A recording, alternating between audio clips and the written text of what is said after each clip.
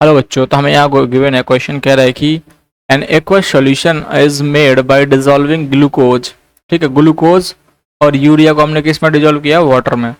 The mole ratio of glucose and water is 1:10। तो लिख लेते हैं ये क्या मोल रेशियो दे करके, NC6H12O6 रेशियो किसके साथ? वाटर के साथ। क्या है? 1:10, 1:10 है। ठीक है, और कह रहा है if masses of glucose and urea are in 3:1।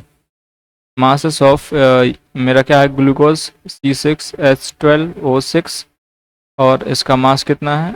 Mass of किसका? यूरिया का, NH2CO NH2। इनका मास का रेशियो है 3:1। ठीक है, सपोज मैंने मान लिया कि यूरिया का मास जो हमें गिवन है वो मेरा x है। ठीक है, इसका कितना हो जाएगा? 3x हो जाएगा। तो सिंपली रेशियो क्या हो जाएगा? x और 3x। अगर मैं इनके मोलर मास से इनको डिवाइड कर दूं तो मेरा क्या आ जाएगा? मोल रेशियो हो जाएगा। अगर मैं सपोज NC6H12O6 रेशियो चाहिए n यूरिया, अगर मुझे ये चाहिए, अगर मैं ये मेरा मुझे मास दे रखा, अगर मैंने इसके मोलर मास से डिवाइड कर दिया इनके रिस्पेक्टिव मोलर मास से, तो मुझे इनका रेशियो, मोलर रेशियो मिल जाएगा। तो देखो, मोलर रेशियो निकालने के लिए यहाँ पे क्या आएगा? 3x। ग्लूकोज का कितना होता है मोलर मास? 180, और यूरिया का मोलर मास कितना? 60 होता है, x/60। तो ये कितना हो गया? x/60 रेशियो x/60 या 1:1। ठीक है, तो यहाँ से ग्लूकोज और यूरिया का रेशियो क्या आ गया? 1:1, और ग्लूकोज और वाटर का कितना आ गया? 1:10। ठीक है, तो हमारे आप देखो, मान लेते हैं कि हमारा जो कंटेनर था, यहाँ पे मेरा वाटर था, कंटेनर में था वाटर था, इसमें हम क्या ऐड कर रहे हैं? हमने इसमें ग्लूकोज भी ऐड किया है प्लस यूरिया।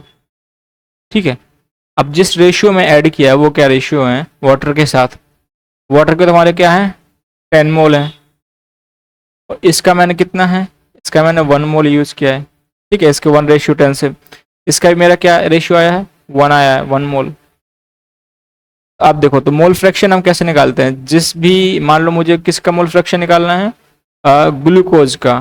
ठीक है, तो mole fraction of glucose, x of glucose, ये होगा मेरा सॉल्यूशन में हमारे 3 कंपोनेंट है। ठीक है, वाटर है, ग्लूकोज है, यूरिया है। तो हमें मोल्स ऑफ क्या लिखने पड़ेंगे? ग्लूकोज, और नीचे में क्या होंगे हमारे? टोटल मोल, एंड टोटल जितने सॉल्यूशन में हैं। ठीक है, जितने भी कंपोनेंट है उनके सारे के मोल। तो ये मेरे क्या हो जाएंगे? ग्लूकोज यहाँ पे 1 मोल आ जाएगा। तो यहाँ मेरे कितना हो जाएंगे? 1 मोल तो मेरा ग्लूकोज है, 10 मोल मेरा वाटर है, 1 मोल मेरा यूरिया है। ये कितना हो गया? 1/12। तो ये मेरा क्या आ गया? Mole fraction. ठीक है, तो ये 1/12 मेरा क्या हो गया? Mole fraction. तो आंसर देखो हमारा बी ऑप्शन क्या हो जाएगा? बिल्कुल सही आंसर हो जाएगा, और बाकी ऑप्शन हमारे इनकरेक्ट हो जाएंगे। तो I hope you understood the concept. Thank you.